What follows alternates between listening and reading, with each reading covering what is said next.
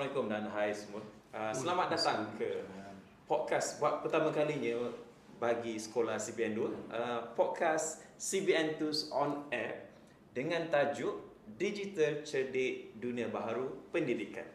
Saya hos anda, Fadli. Bersama tetamu jemputan kita pada hari ini, kita ada Cikgu Awang, Guru Bahasa Melayu di CBN 2, Ustaz Adam, Guru Pendidikan Islam di CBN 2 dan juga Guru Bahasa Arab, dan juga calon murid cemerlang kita, Adik Nilofer daripada tahun 5 Orchid. Selamat datang semua. Dan pada hari ini kami akan membincangkan topik yang semakin hangat sekarang, iaitu pendigitalan dalam pendidikan. Jom, tanpa membuang masa lagi, saya terus kepada Cikgu Awang. Ya, saya. Baik, Cikgu Awang sihat, Cikgu Awang ya? Sihat. Baik, Alhamdulillah. Alhamdulillah. Alhamdulillah. Okey, baik. Cikgu boleh terangkan tak apa itu pendigitalan dalam pendidikan? Bagi pendapat saya, pendigitalan ni bermaksud penggunaan teknologi digital dalam semua aspek pendidikan. Jadi cara kita mengajar, cara murid belajar, kemudian sehinggalah kepada cara pentadbiran sekali di sekolah. Maksudnya pentadbiran pun perlukan digital. Ya. Kita bukan saja guna alat digital, ya, tapi kita ubah cara kita belajar tadi, mengajar dan juga bagi peluang pembelajaran lebih fleksibel, kreatif dan menyeronokkan. Contohnya penggunaan digital dalam proses pengajaran pelajaran seperti kita guna Google Classroom, Quizzes, video pembelajaran, malah kita guna AI juga, guna ChatGPT itu kan untuk dalam kita PDP di sekolah. Baik.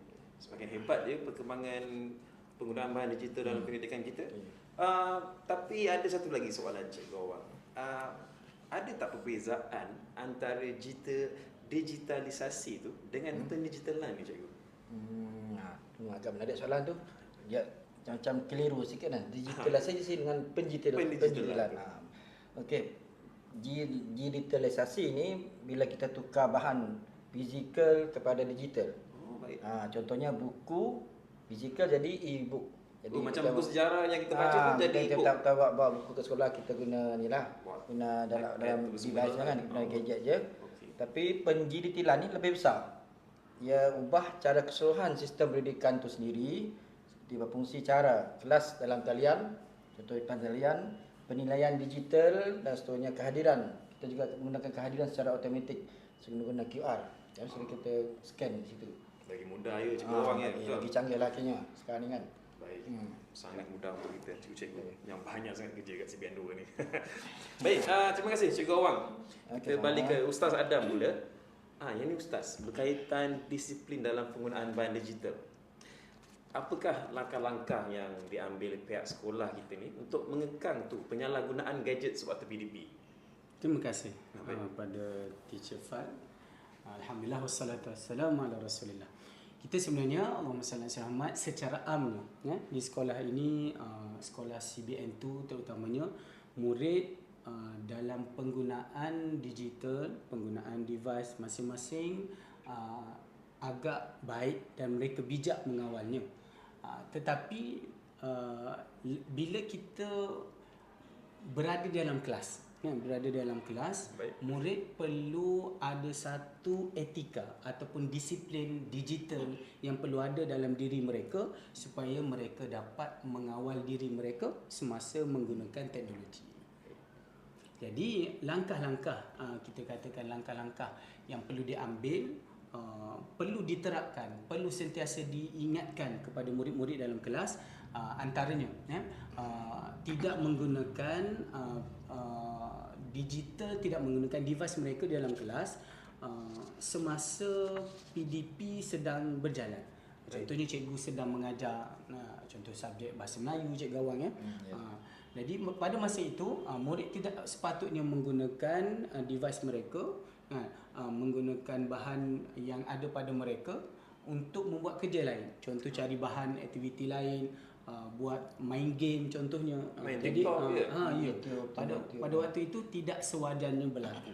Jadi dan antara yang lain, mereka juga perlu ada had masa mereka semasa PDP, baik semasa PDP di sekolah ataupun di rumah.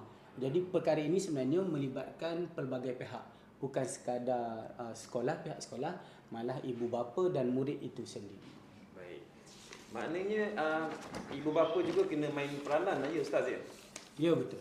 Ibu bapa main peranan sebab kalau kita fikir murid hanya berada di sekolah, ya, Nilofer, kita ni berada di sekolah daripada jam 7 hingga 1 ataupun 2, kalau ada sekarang musim sukan kan sampai pukul 4, pukul 5. Tapi selebihnya murid berada bersama dengan ibu bapa mereka, dengan adik-beradik mereka, dengan kawalan persekitaran di rumah. Jadi pada ketika itulah sangat penting disiplin ataupun etika ini diterapkan dan selalu diingatkan dalam jiwa dan jiwa murid-murid CBN itu terutamanya. Okey, baik. Terima kasih Ustaz Adab. Penerangan yang sangat penyelebar dan sangat bermaklumat katanya. Betul Boleh saya gunakan bermaklumat? Ya. Boleh, baik. Sesuai. Okey, sekarang kita akan tanya kepada adik Nilofer. So adik Nilofer katanya nak berkomunikasi dalam bahasa Inggeris katanya. Baik, okey. So no worries. We just do dual language. I'm sorry about that. That's it. Okay, now adik Nilofer. What is digitalization to you actually? Thank you for the question. Yeah. To me, digitalization means using technology to make work faster, easier, and many more. So let's say what devices that you have been used in your everyday learning process? I have recently been using my computer for educational studies. I would recommend using ChatGPT, note apps, YouTube, and quizzes Alright. for studying. Okay. So, Nilofer, would you like this trend to be continued, or you want to stop it right here? You want to return back to your old style of using chalk and talk and books? What do you think about that? I think using technology is easier since you can bring it around anywhere, such as like when you go to the restaurant, you can also study like anywhere. So you can study 24/7. Alright, so that's a trait of murid cemerlang, isn't it? Okay, good, very good. Thank you Nilofer. Baik, sebenarnya tetamu kita ada satu orang lagi pada hari ini. Kita ada guru besar kita. Tetapi GB kita tak dapat sertai podcast kita pada hari ini kerana berada di Sarawak. Namun GB kita telah menghasilkan satu bingkisan berkaitan pendigitalan dalam pendidikan semasa berada di Sarawak di Universitas Kebangsaan. Menarik untuk kita saksikan. Mari. Okey, pembelajaran digital di sekolah sangat bermakna kepada pelajar dalam kita mencapai dasar digital negara.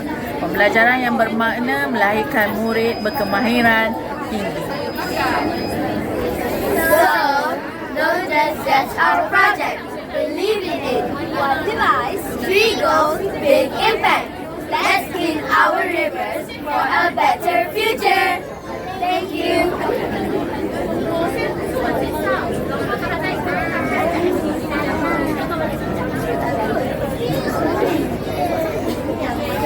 Baik, terima kasih guru besar kita Puan Kasratul Najah binti Nazuri dengan satu presentasi bagaimana aplikasi digital digunakan untuk menghasilkan sesuatu yang menarik dalam Universitas Kebangsaan kita ya, dan semoga berjaya untuk kontingen CBN 2 di Sarawak nanti. Dan dengan video daripada guru besar kita tadi, maka berakhirlah sesi podcast pertama kali CBN 2 on air pada hari ini. Terima kasih Cikgu Awang, terima kasih Ustaz Ram, and thank you Nilofer for being with us today. Dan kepada semua guru-guru, saya Fadli dan ini ialah CBN 2 on air. Assalamualaikum dan salam sejahtera.